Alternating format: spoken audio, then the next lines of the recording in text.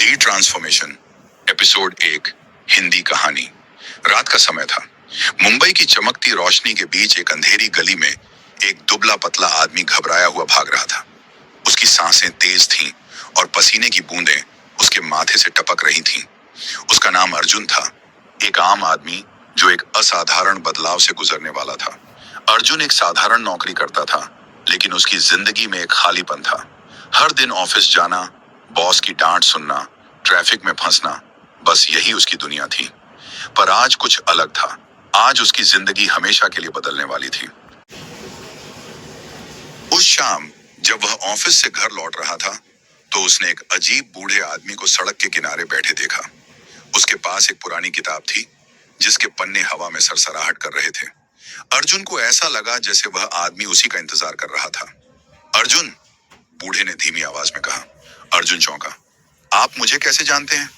यह सवाल बाद में पूछना, पहले यह किताब लो। बूढ़े ने उसे किताब पकड़ाते हुए कहा। अर्जुन ने किताब खोली और अचानक उसकी आंखों के सामने अजीब दृश्य तैरने लगे। भविष्य, अतीत और कुछ ऐसी शक्तियां।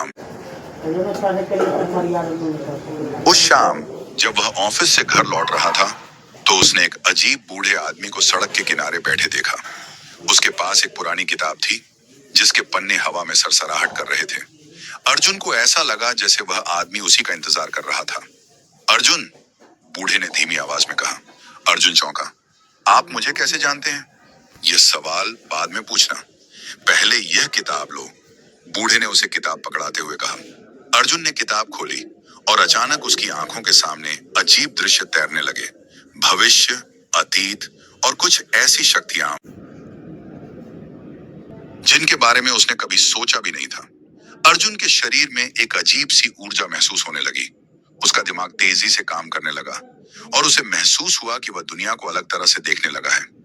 जब उसने किताब को और ध्यान से पढ़ा, तो उसमें लिखा था, तुम्हारा जीवन अब पहले जैसा नहीं रहेगा।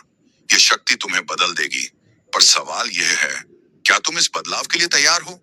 अर्जुन के हाथ कांपने लगे। यह सब क्या था? क्या वह सपने देख रहा था या उसकी जिंदगी वाकई बदलने वाली थी? जारी रहेगा। एपिसोड 2 में पता चलेगा कि अर्जुन की शक्ति क्या है और वह इसे कैसे इस्तेमाल करता है।